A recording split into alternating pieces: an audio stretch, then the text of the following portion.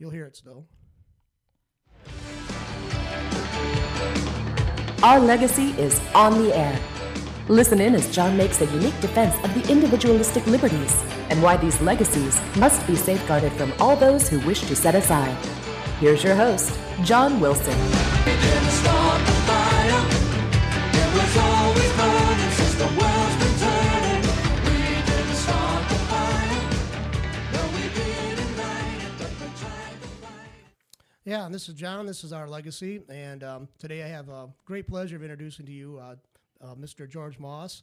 Mr. George Moss is a adjunct lecturer, is it, over at University of Michigan Flint? We call it lecturer now. Lecturer now, okay. And you teach in the Department of Africana Studies? That's correct. And he also is an educator in the Flint school system, particularly the Beecher School District, right? Yes, I worked in the Beecher School District for 39 years, the last 3 of which were spent as the principal of Beecher Middle High School. See, I know a person that knows you really well. Has been a friend of mine for years, Lamar Davis, who was on here a few months ago. Yes, Lamar Davis was one of my former students back in, I think, the 70s, maybe the probably late 70s, early 80s, yeah. early 80s. Yeah. And they're all over the place. Been out there a long time. So over those years, you would have, 150 students a year. Mm-hmm. And just multiply that by a factor of 39. So we have them all over the country, and hopefully they're making a very strong contribution. Now, Beecher actually was a school that actually had a kind of, some people had a very bad, impression of that school district. Yes, it's kind of interesting when you think about that image of Beecher. When I first started out in 1966, I coached basketball, and I was going around to the schools in the Big Nine playing other teams like in Davidson and Curzon and those schools. And I was always amazed at what they were saying about, Beecher. Mm. And coming from outside the city, I didn't know about the reputation that Beecher had. And so I was hearing things like, George, you must be out there really going through it. So I kept hearing this from one school district to another. So I went back to the district and began to look for those problems they were talking about, trying to find out what all this noise was about. And at that time, Beecher, quite frankly, was one of the, I think, premier school districts. Had a very strong administration, very strong families in the district, and its reputation was really unheralded, and really it was not really in keeping with what was going on. The reality was very different from what the people were painting the picture of Beecher as being. Yeah, because I've been ran into quite a few of the students from Beecher, and I was always impressed by some of the facts that they had like a very strong, the family unit with most of the families I was dealing with was very strong, very much like a, almost like backwards into the 50s, almost like, the middle class America. And they were very decent people.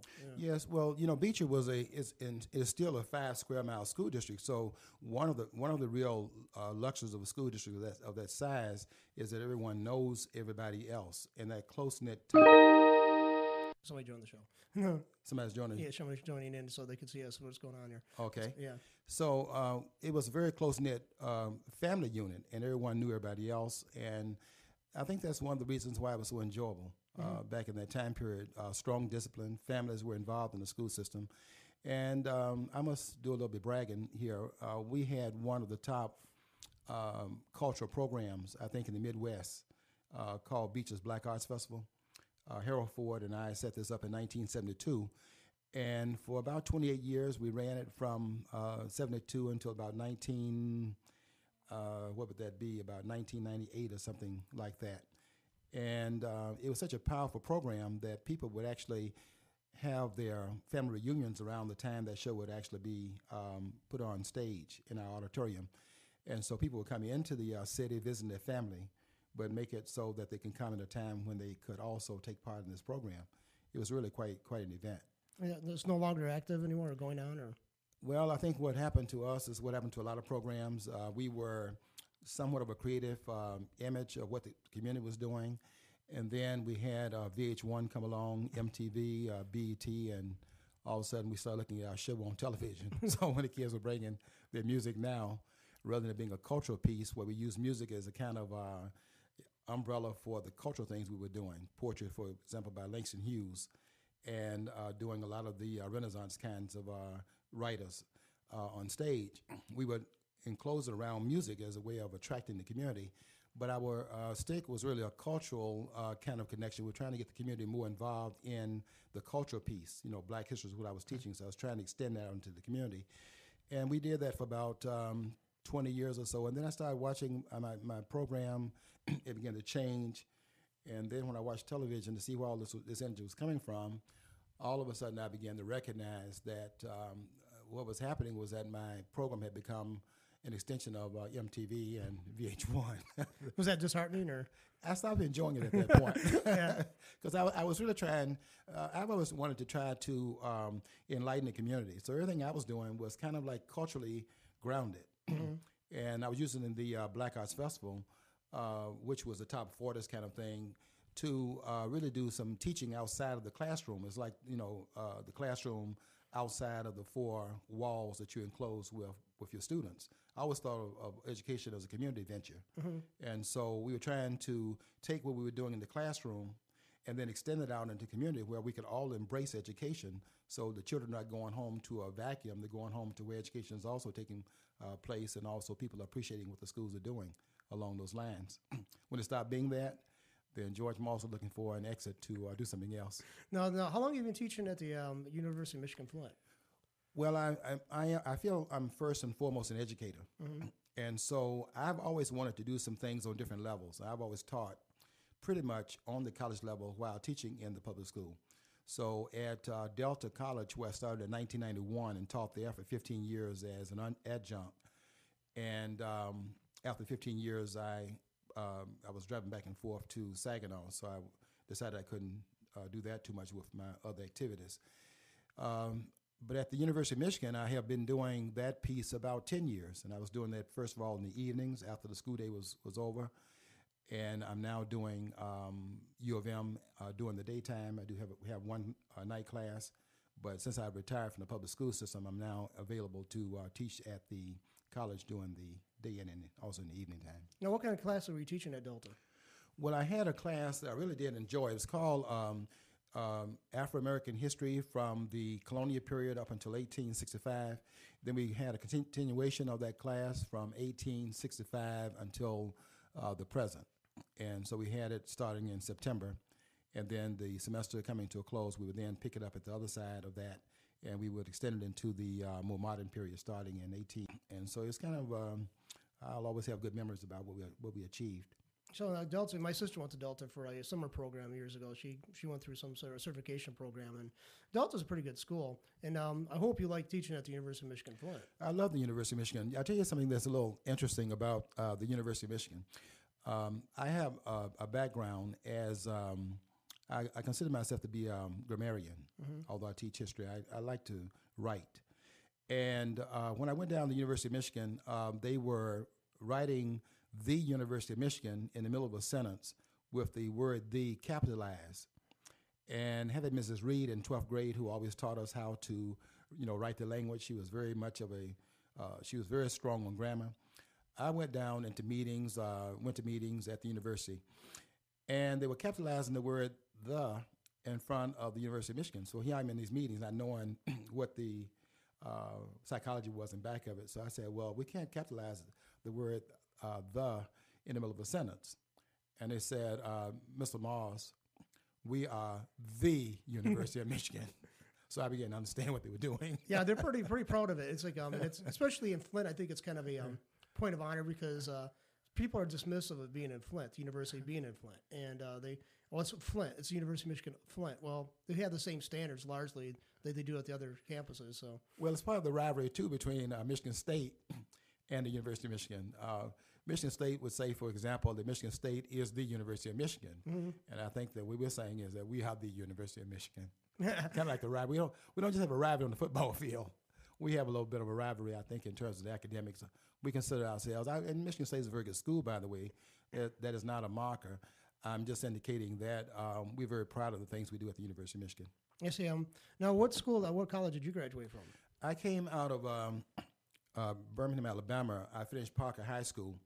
I must give a lot of kudos to Parker. It was a large school. By the way, Parker High School's principal is the father of the wife of Colin Powell. Oh, okay.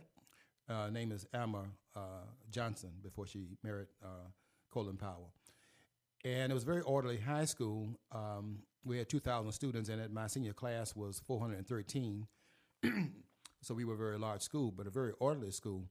when I came out of Parker High School, because of the restrictions at that time, I finished high school in 1961. So because of the restrictions at that time, where you didn't have access, for example, to all of the colleges in the states where you lived in the South, it was kind of like a known entity that once you finished high school, you would probably, if you were black, you end up going to a black college or maybe a school in the North. My choice was to go from Parker High School to go to Knoxville College. And it was a small school in Knoxville, Tennessee. Had, I think, about 900 students in it, so it was a very small school.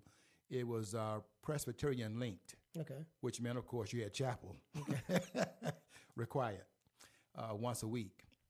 And it was like an extension of the high school, quite frankly, because the same kinds of discipline requirements, that is, say, homework, which was in high school, that was a staple. And I consider, by the way, affirmative action to be homework, not this other nonsense. Affirmative action is homework.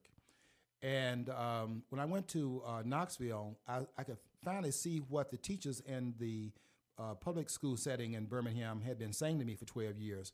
What I heard in my public school was, you must be twice as good.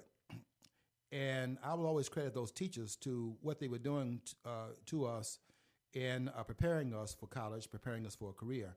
What they were saying in those classrooms, and I must have heard this over the course of the 12 years I was in public school, was you have to be twice as good. Now, to their credit, they never told us in those schools, in those classrooms, why we had to be twice as good.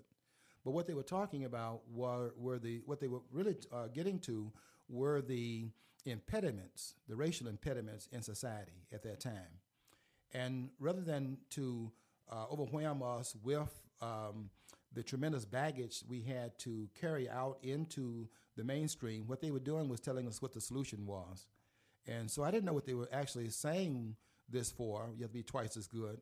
But there were so many teachers actually saying it that I had to believe them, because in those classrooms they cared about us. We had a tremendous amount of nurturing. I mean, teachers were telling us they loved us. So I felt cared for in the school. And when they were telling me different things, I had no reason not to believe them. So I'm one of these persons, among others, that were in the public school just simply doing my work, passing my homework in on time, and putting time on the weekends in my books, preparing for being twice as good for what I didn't even know. When I went to college, I finally began to understand what they were talking about, and that is to say this. When I finally met some of the impediments that they had not really informed us about, but when I met some of the impediments that they had been preparing us for, the impediments were reduced in size because of the preparation that we had. And so at that point, it didn't really matter that much that there were impediments in place, as it was the fact that we were prepared to, in fact, remove those impediments through the level of skills we brought to the task. And I'm one of the ones who would verify what Booker T. Washington said on the 18th of September, 1895, when Booker T. Washington said that no race that has anything to offer the markets of the world is long ostracized. So rather than to emphasize the impediments, let's emphasize what the solution is, so the impediments will become inconsequential. See, now, one of my favorite teachers at the school that I went, elementary school, just on the road I went here, she was she had attended the one of the traditionally black or historically black colleges in the South.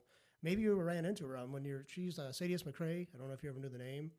She taught at Williams School for the longest time, Yeah, I think she retired from there. And she passed away only a few years after retirement, I think. I probably can. I don't know her in particular, but I know the kind of educational system she would have come through. It's changed a lot since then, but the system at that point, the school system, had a mission. That's something I see somewhat missing in schools right now. They were on a mission. For example, when I read a statistic like 60% of fourth graders that are in urban schools cannot read. Those teachers back in the time period when I was in school, if they had read statistics like that, or if they could read them now, they'd be turning over in their grave. They couldn't imagine a student body sitting in a classroom on a daily basis being able to function. Would not have accepted it. And that's really why I had let me tell you about one thing that happened to me when I first started teaching, which comes right out of that experience of having these teachers that just didn't take any prisoners when it came down to personal responsibility. My first impression of how schools had changed was there were students that were absent the first 2 or 3 weeks of school, and we were taking up homework. So I always took my homework up by roll. I would call the roll, and they would bring the work up to the desk. That way, Johnny couldn't say that he passed it and I lost it. I was going to check it as they passed it in.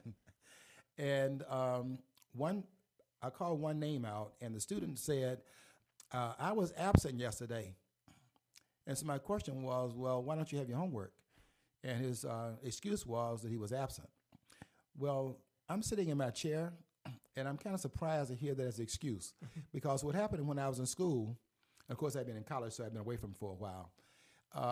When I was in school, what happened was that if you were absent from the classroom, the fact that you were there the next day or the day thereafter, or whenever you came back, you were in the classroom at that point. And so your personal responsibility was to be employed, and was to be employed by you, in fact, calling your classmates who were not absent, and then finding out from them what the assignment was. So when you, together with the others who were not absent, were back in the classroom together as one unit, you had the same work on your desk as they had on their desk. So that's the first thing I began to see as a change, a sea change that had occurred since I had left the public school system, was in college those 4 years. And then there's been this geometric issue where we've had this skyrocketing of changes now where the students are now, to much a large extent, are in charge of the school system, to the point where they're almost setting the tone of the way the school will in fact operate. Homeboy didn't play that. I was one of those persons from old school. And I do recall when they made me principal in the Beecher School District, a district I still have a lot of affinity for and will always hold dear. It's a very strong system in many instances in its past, and hopefully we can recover some of those things that it had. But when they made me principal 3 years before I retired, first of all, I was the last one to find out I had been made principal because I would never forget, I was on my way out the door. I was getting ready to go out and have dinner with friends. The phone rang, and the superintendent of the schools was on the line. He said, Mr. Miles, we want to talk to you for a few minutes if we can. I said, sure. And he said, we have the vice superintendent, and we have the president of the school board sitting here and want to have a three-way conversation with you. And so he said, I want to ask you a question. I want to ask you if you were considered to be the go-to guy for the coming school year. This is like in August. School year opens in September.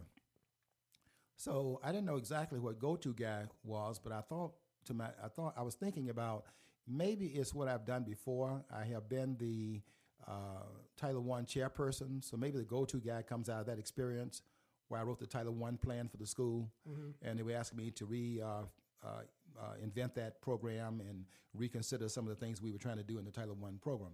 So I'm thinking that's what go-to guy meant. I went out and had dinner, came back about 9 o'clock, and I could tell right away something was up because as I approached the door, my wife opened the door, and that was strange. Normally what I'm doing, I have my key out, and I'm fumbling for about 5 minutes trying to find the keyhole in the darkness. So my wife opened the door. That was the first indication that something was awry. I walk in the house, and I'm going toward the kitchen, and my wife is following me down the hallway. And she finally said, when I didn't tell her anything that had happened unusual, she said, is there something you want to tell me? And I said, not especially. She said, well, your friend just called and said congratulations. And I said, why? She said, because the school board tonight just installed you as a principal of the high school. So you were totally unaware that was the title you could be given, right? I was the last one to find out. And I have to say that I called some of my friends, and I wanted verification because go-to guy didn't sound like principal. Right. And the two just didn't sound interchangeable or synonymous. So I called around and said, yes, the board confirmed you in this role, and you are now officially the, didn't say go-to guy now, they said the principal of the high school. And so once I was convinced that was true, I went to the next school board meeting, and I said to the school board that I hope you know what you've done here, because I'm from old school, and that I do intend to raise the standards of the school. And some of the things that have been tolerated, such as the discipline situation, will not be tolerated. and this sagging of clothes and this brash conduct, that's going to be cut out. And I must tell you something. It's a matter of record that within the first 3 weeks of my administration, I'm not bragging about this, but it's a matter of record because there are reports of it written on the editorial pages of the Flint Journal. Okay. So this is not make-believe. This is not made up. Within about 3 weeks, because of the fact that we drew a line in the sand, and that line was non-negotiable. I make no apologies for that.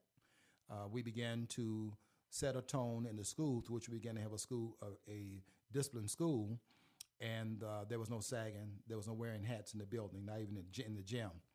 I cannot tell you how many times I would go into the gym where the gym would be packed with residents and others coming to our games. I can't tell you how many times the referees out of the side of their mouths would say to me on the side, "We want to thank you." Because in the gym, the spectators were there to see the game. They were not there to interact with the referees. They weren't there to protest calls. They weren't there to throw water on the water bottles on the floor. That was not going to happen. And so we had as much discipline in our gym as we had in our school. So that's a good thing. I mean, I think discipline is something sorely lacking in the school systems I've seen, around here. I mean, certainly. But so you kind of wear different hats within the educational, different types of institutions, and yes, I try to just kind of. I feel like I owe something back because I'm not behind the desk that I'm sitting behind today, and when I sit down behind other desks, I'm not there. I don't think because of my own merit. I mean, we all have talents, and if we were allowed to use our talents, I think all of us would achieve greatness. But that's not how it works. The way it works is that someone reached into our barbaric state, because I am convinced that Thomas Sowell is right, for example, who says that everyone is born in barbarism. And unless someone reaches into our barbaric state and pulls us out of it and civilizes us, we remain in that state. And so there were a lot of people who did that, the old people, for example, that sit on their front porches in Birmingham and were watching the children playing up and down the streets in the name of their parents. And then when the parents got off work and walked by those homes where those old people were sitting on their front porch, they gave a full report of your actions to your parents. So I'm sitting behind the desk in their name. Right. And so I feel that given the fact that the community brought me forward, I mean, I always had the talent, but we all have talents. Mm-hmm. That's not the critical mass. The critical mass is a combination of things. And one of the biggest ingredients it would be and has been those elders in the community who serve as guides, eyes and ears, who know best what we ought to be doing better than we know for ourselves. And if you look at your own past, John, if you look at your own past, I'm sure if the listening audience would, in fact, look in their past, they would be able to admit that all of us who arrived at certain levels of success owe it to a whole host of other persons outside of ourselves that made our success possible. I'm aware of that. So I'm sitting behind a desk right now, and there are so many people to thank, many of them gone away to the greater rewards at this point. So then how do you repay those persons who made your success possible? Well, you try to do some of that same work in the lives of others. And so I've never felt myself to be a person sitting in one domain, and this is to the exclusion of other domains. You have to multitask. And so I try to do this job for my income and my livelihood, but also to do some things beyond that point that pay back a debt that we really cannot repay, but you try to really pay back the success that you have to those who actually caused it, and you do that through helping others come to this level of success that you've enjoyed to some extent. Yeah, see, I'd like to tell people how we basically met. Last summer, I was over here at the University of Michigan campus talking to Akil, the security guard over there, and we had a group over there, discussion going on, and Mr. Moss just, poor man just walks out of his office, comes down the stairs to leave the building for going home at night, and he got kind of drawn into the conversation through the efforts of Akil there. So he said a lot of stuff that I was like, you said a lot of stuff that I thought was kind of like, really kind of on target, because when he started mentioning Thomas Sowell, who I have a great respect for, I said, well, because he teaches about, my show talks about personal responsibility. The emphasis of the show talks about the kind of the cultural heritage we come into and how that should be fostered, but also the individual rights. And you're echoing much of what you said. Echoed that, and so I said, I definitely got to have this man on the show at some point. I have to tell you, John, that I am not one of the persons who believe in walking in lockstep because it's popular. And when you mention Thomas Sowell's name, I can tell you right now that you'll get a lot of people, particularly in my discipline, not in my department necessarily, but in my discipline, I'm talking about nationwide, those who are in the field of Africana studies. If you mention Thomas Sowell's name, you're going to get a very sour kind of note. You're hitting a sour note. I don't really play to those to the beat of other drummers. You know, I read my own information. I have come to my own conclusions based upon examining a lot of data. I don't exclude anyone's premise. I like to consider all of the premises and then make my mind where I am with that issue. And I would say this about Thomas Sowell, who is kind of dismissed, quite frankly, by those in the field of Africana studies pretty much broadly. You can say that would be true. They don't. It's not so much that they actually challenge his writings, because let's be honest here, you're challenging one of the great minds of our time. He's unassailable, basically. You know, intellectually, he is unassailable. Intellectually, he is the, as they say, the sage of Paltos, California. The sage being that he's such a wizard, intellectual wizard, that there are very few persons on that level of articulation, writing, the thought process, and so on. So what they do with Thomas Sowell is they simply do not credit his scholarship by simply not responding to it. But the question is, how many persons would be able to respond to the things that Thomas Sowell writes about? So I embrace him, and to the sometimes to the outcry of some of the ones who would in fact dismiss what he actually says. But I'm just independent enough to say that he's one of the great minds of our time, and don't miss this person while he is here, 75 years old now, and this sage that we have among us, which we will no doubt recognize his greatness at some point down the road when we actually examine his writings. But there are very few minds of that brilliance that you see in Thomas Sowell's writings, and I always try to get people who say they disagree with him to cite some of the writings that we have here. I'll say this also. This is also a very controversial point. I would challenge those who would say that they have this particular view of Clarence Thomas, who everyone knows that he's wrong. Everyone knows he's carrying somebody's water, that he is shuffling, the Uncle Tom name. I would challenge them to name me one thing they read about his writings that will, in fact, be a mimicry of what they say that he's actually doing on the Supreme Court, because I don't buy that either. He's quite a brilliant mind in his own right, a great jurist, in my opinion. I'll tell you what my challenge would be. Show me anything that Thomas Sowell has written that is any way beneath anything that was written by Thurgood Marshall, because once you get past Thurgood Marshall's policymaking writings to the point of legal jurisprudence, there's no comparison between what Thurgood Marshall wrote and what has been written by Clarence Thomas. And I know the readers will be shocked to hear that. I make that challenge. Show me where I'm wrong. And you see, another thing is impressive this about this man, Mr. Moss here, is when he talks about a book, he actually gives you chapter, title, and page number to where that's going to be found at in that book. So I do that because what happens in classes is that there are a lot of pundits, academic pundits, that want to make claims. And I have to say to students who do that is that your claim is your claim, is not your documentation. Your documentation is what the claim is based upon.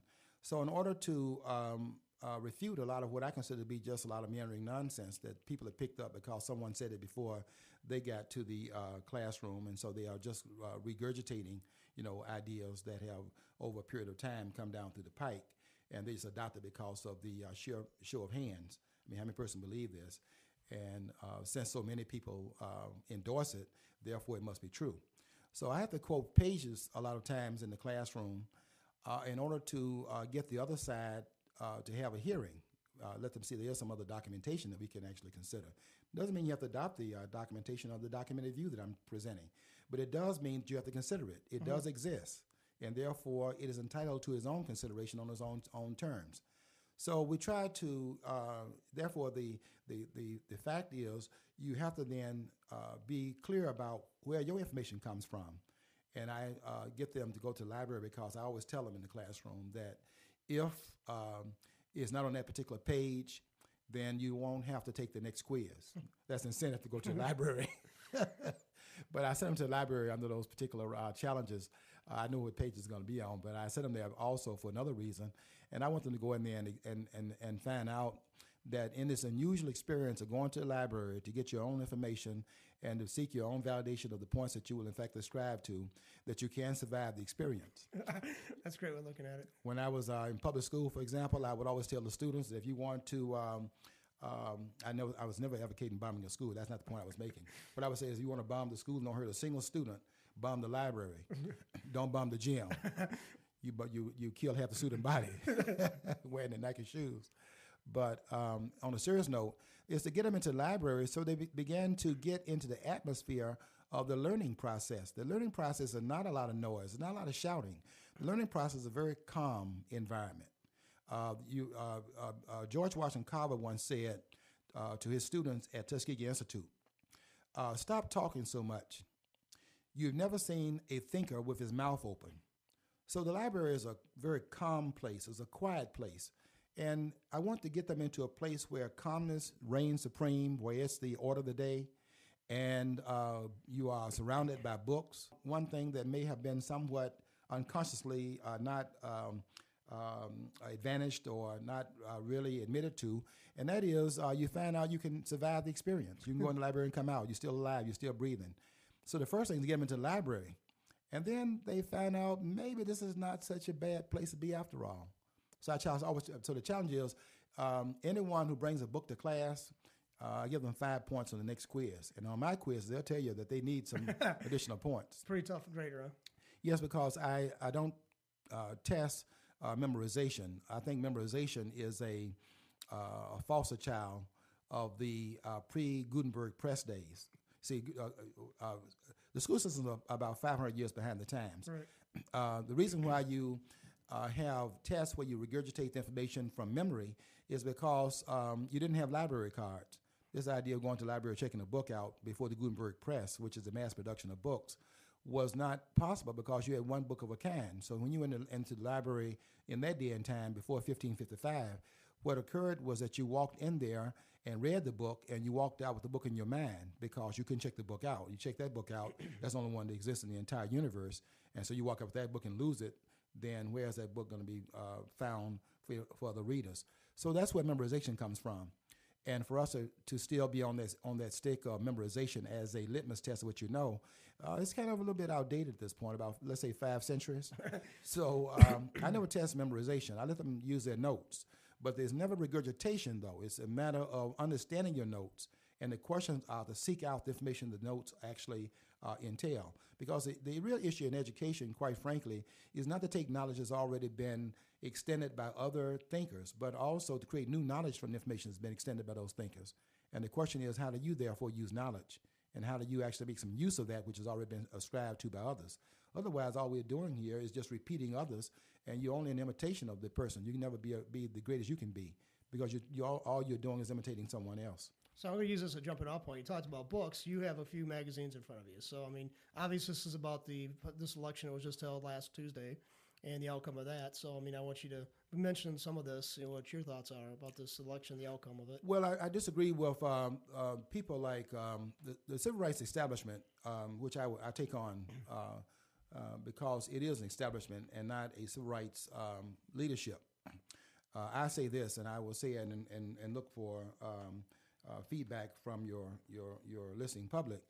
The civil rights movement, quite frankly, ended on the balcony of the Lorraine Hotel, April the 4th, 1968, when Dr. King's blood was congealing on the floor of that hotel site.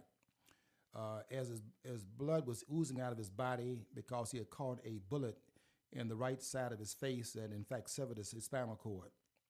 This man, this committed warrior, this peaceful warrior, laying on that balcony, situating himself in the midst of a struggle to change America. When he lay there at that point, there were those who were around him, some in particular waiting to take advantage of that moment, and began to opportunistically horse themselves on the black community. And they've been there as a parasitic influence for 40 years. I'm here to challenge them here. That's what I do, and I do it unequivocally. I challenge these charlatans who took his place and have set upon the black community and to America, and have done a 40-year disservice to both. So in terms of this election, it was very interesting to see what happened the night of the election, where they were meeting in Dr. King's church. You can go and look at the pictures and see who the persons that were there. But one person in particular was standing up and saying, Martin is looking down on us. Glory, hallelujah, hallelujah, hallelujah. And the fact of the matter was that particular person was not one of the ones who was supportive of Barack Obama at the outset. In fact, he did not come to support Barack Obama until he was brought there screaming, gnashing his teeth, even crying in the media, being brought there by his constituency, who voted 3-1 in Atlanta, Georgia, to endorse Obama and threatened him that if you do not get behind this campaign, they're going to run a candidate against him. It's amazing to me how politicians can get religion when their political hides are at stake. So all of a sudden, you're standing up there in the aftermath of the election trying to take credit for this being the citadel of the civil rights movement, and it had been embraced by those who were its descendants. Mm-hmm. That's so much hogwash and nonsense. The fact of the matter is that Barack Obama is a transcendent candidate. Even Bill O'Reilly yesterday had to say on, I think, Good Morning America, that he had been noticing Barack Obama over a period of time, and he said, of course he didn't admit this before the election, but he said yesterday that he'd been noticing this person over a period of time, maybe for the last year, and noticed that this man is absolutely brilliant. And America, which has been transforming itself over a period of 4 decades, that much is clear. The fact of the matter is just by passing the Civil Rights Acts of 1964 and 1965, what happened there was a whole generation was raised up where they don't even have a memory of anyone having to sit in the back of a bus. They have no memory of people having to go to bathrooms, especially ascribed to them as part of the constituency of the United States of America. Don't even have that experience. That constituency is being brought up in the aftermath of those laws that changed this nation. And if you notice it, then those that were brought up under those circumstances were where Barack Obama was able to send his campaign and extract that sense of fairness from a new generation of Americans who are born in the post-civil rights arena. Now, those born in the civil rights arena, if and what they were saying in that church were true, that this was a byproduct of civil rights movement, then they must explain then why 2/3 of those that voted for John McCain, which was the 65-year age and older, they were the ones who are about 22 years old, 23 years old during the time of the Civil Rights Acts. So that generation that was there at the time of the Civil Rights Movement was not where Barack Obama's support came from. Barack Obama got 2/3 of his support, for example, among the young people. 2/3 of them voted, 66% of them voted for Barack Obama. I knew it was over, by the way, when I saw what happened in Iowa. That was a very good indication of what was going to take place in the latter parts of this campaign. Because what happened in Iowa is that Barack Obama, with the tremendous team he put together, Dan Pfeiffer, for example, the communications director, David Ploffe, the campaign manager, also David Axelrod, who is a strategist for the Barack Obama team. Those four, Robert Gibbs, the public spokespersons, those four persons put together an unparalleled campaign, the likes of which we've never seen in the history, the 232-year history of the United States. And you saw a part of the brilliance of that team working as a well-oiled machine that did things that even Karl Rove, the so-called architect of the Republican Party, could not do. And you saw it, first of all, in Iowa, and that was a tipping point. We should have been able to understand what was happening here. Because what they did in Iowa that was, in fact, outside of the public view was that they rebuilt the Democratic Party. That's what they did. They added 97,000 voters in Iowa, and when they came out of Iowa with it was just unprecedented that no one thought that they would be able to win that primary, given the fact that what they were expecting to happen was that Mrs. Clinton would have a coronation. And so what they did was, in fact, build their network outside of the public arena. And when the person went to the poll, the caucus, and cast their ballot, there was a new Democratic Party that was in place here. We should have raised our eyebrows to find out how that in fact happened. And then the second thing was, and there are a lot of reasons why Barack Obama won this nomination. For example, on February the 5th, called Super Tuesday, where you had 24 states cast their ballots in that particular campaign. Mrs. Clinton's campaign was expecting a knockout blow, which had happened to John McCain in 2000, for example, in the Republican Party. So this was supposed to be in all, and this was where the coronation was going to actually be validated. And what happened was that they were preparing for a 5-round fight. And what the Obama team understood is that this is not a 5-round fight. This fight goes 15 rounds, and they were prepared to take it into the later rounds, where Mrs. Clinton thought that it would be over on the 5th. On the 5th of February, the Clintons' campaign had exhausted itself, wherein the tipping point for the Barack Obama team was at the apex on February the 5th, and it won 11 straight contests from February the 5th until the end of that month. And by the time that they caught on what was really going on here, that this is a campaign, this is not a coronation, and when they finally caught on to that fact, it was really too late for them to catch up. They're playing catch up from that point up until the end of the process. So I don't see where we're going to be able to validate this whole claim that this is about what happened in the past. I give credit to the past. I stand on the shoulders of Dr. King and Rosa Parks, Fannie Lou Hamer, and a whole host of others. But they did their work. And if we're going to continue to lie to ourselves and say that the work that they did is the work that is being done now, they did their work yesterday. And the reason, and when they do their work in the past, what it does for you, it then makes your work, which is different from their work, possible. See, every generation has to do its own work. And I do not make an apology to say this was not the civil rights movement in this particular arena. It was a people who are working in the only time period in which people can act. You only have authority and power, and it can only be invested in the present. It is never invested in the past. That's why Paul Robeson was right when he told Harry Belafonte, for example. When Harry Belafonte, the young Harry Belafonte, just learning at the feet of Paul Robeson, asked him, he said, Paul, you lost everything. You lost your career. You lost all the money you had. You've lost all your material wealth that you had, and you lost your goodwill. He said, knowing what you know now, coming to the end of your journey, having lost everything, would you do what you did all over again with the sacrifices that you made? And Robeson answered and said, I would do the same thing over again that I did in those years, but here's one thing I did not know. I did not know at the time that every generation has to rise up and save itself. And that's what we did here. And that's why I am really proud of my country for the first time in a long time. Now, the reason I make that statement is because I'm always proud of America. I travel around the world, so I'm very proud of America all the time. But understand something here, because I'm not going to let the press get away with what they did with that sentence made by Michelle Obama. When Michelle Obama said, this is the first time in a long time that I have really been proud of my country, the press, the media pundits, the I Gotcha crew acted like they didn't understand what an adverb's role and function is in a sentence.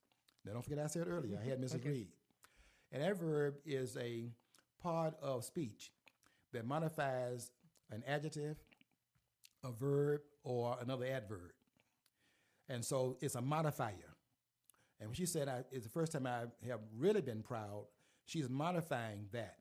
In other words, I'm always proud of my country because my country is the greatest country on the face of the planet, and that is and it's been that almost throughout its endurance as a nation.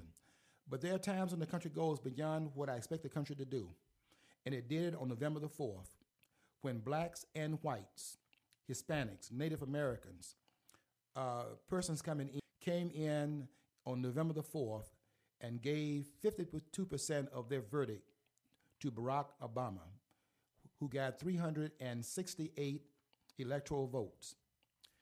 I am really proud of my country. And so that's not just being proud, that's something above the level of proud. And so that's the first time in a long time that I have really been proud. It definitely was a turnabout. I mean, it's like, and you got a map there of like how it played out, district, by the state by state there. So yeah, we have breakfast every Saturday with a crew that disagree with me. I always meet with my opposition. So every Saturday morning we have breakfast at one of the restaurants, and because we stay there all day, we leave the restaurant, by the way, we go to the bookstore, and we stay there until they throw us out of there. But we have to change restaurants every Saturday because when we go to the restaurant and have breakfast, we stay there until the evening, and finally keep coming by and you want more coffee, but they're asking you to leave because they're losing tips. But I meet with my loyal opposition every Saturday so we can talk about these things here. And the question I have for them this coming Saturday is this map that's in Time magazine.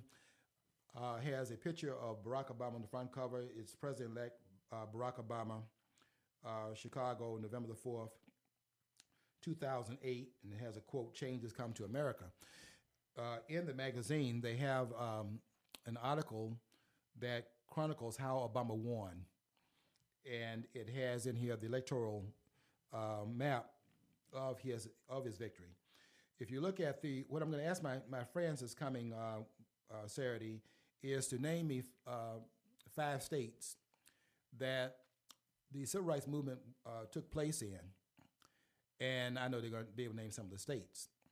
Now, if they name Louisiana, Mississippi, Arkansas, Alabama, Georgia, and South Carolina, I just want to inform them that those states voted for John McCain.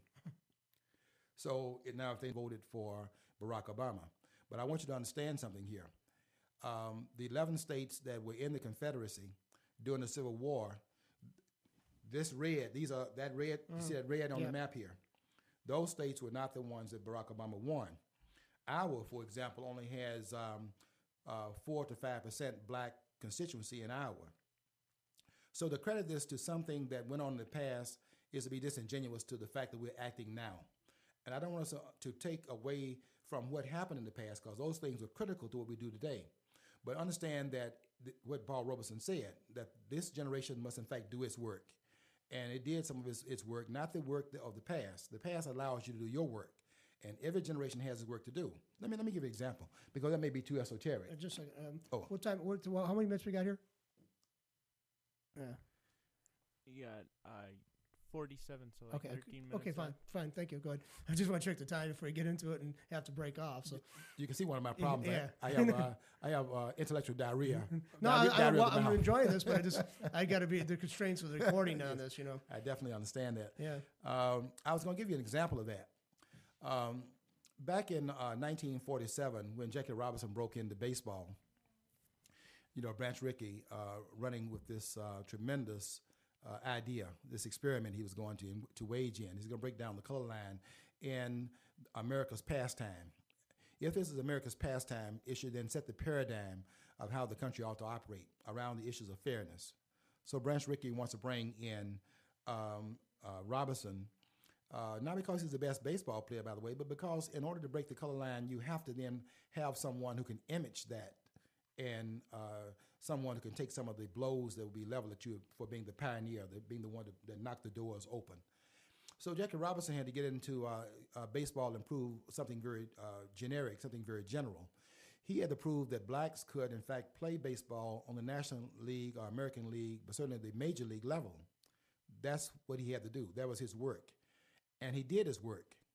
But those blacks that played in the World Series in this last month or so and were involved in that series did not have to do that work. They were playing baseball in the World Series because they had proven that they were the ones that could catch the ball, run the bases, and hit the ball better than their adversaries could do. It's a different test. Right. So you see, Jackie Robinson did his work. And what that does, when generations do their work, it allows the next generation to do its work too. But that work is not the work that Jackie Robinson did, nor is Jackie Robinson doing that work today. Jackie Robinson's not here anymore. And any work we do in the name of those pioneers who knock those doors open, and we go forward and do our work, and we do it in their name. In fact, let me throw this in just as another part of the controversial George Moss and things that George Moss represents in terms of where I am with some of the discourse in the intellectual arena. There are 3 things I see about why we study history. We study history in order to learn its lessons. I go back and look at Martin Luther King. I won't critique. So one thing we do in history is that we learn its lessons. History has lessons that teach us. The second reason and I'm not putting this in an order, I mean, it could be in any order, but the second reason that I think we study history is in order to gain inspiration. I see people that went out of their house every morning to face the common foe, as Claude McKay said in his poem, If We Must Die. They wrote in 1921, I think it was 1921, meet the common foe. You have to go out there and meet your boss. You have to meet people who are not kind to you, people who are not going to treat you right. You gain inspiration knowing that test that you're meeting every day on a daily basis has been met by others. And so I'm inspired to go out there and face those opponents, because I see other persons have done that and they survived it, or they didn't survive it, but made a contribution in the process of that. That inspires me. I see Harriet Tubman leading people out of slavery. I know at least I can go out there and lead somebody to the library. Yep. So I'm inspired. You read history, you study history in order to gain inspiration. And the third reason why you, in fact, study history is in order to emulate its best examples. I have people in the past, John F. Kennedy, Martin Luther King, well, obviously, Malcolm X, Marcus Garvey, the mistakes that they made, notwithstanding. I want to emulate the best examples I can find in history, and that challenges me every day. And that's why I just don't see myself ever shuffling or doing things that's unbecoming of my being the person that I am, because I'm imitating strong examples in history, models in history that kind of serve as my guides of how I ought to behave. Maybe those persons that's wearing their pants around their thighs need to have some of those historic heroes, none of whom have made history books wearing their pants down around their ankles. I think it's a good point too. Anyway, I have to wrap this up because I really enjoyed it. But I mean, we got time constraints on the recording on Stickcam. But I think you're amazing. I'd love to have you come back. I'm serious, and I really encourage you to maybe start your own show with us. I really love that. John, thanks for having me come in. I appreciate it. I mean, I love this. Thank you very much, people, and I hope that you enjoy this as much as I have. So hope you join us again. Thank you.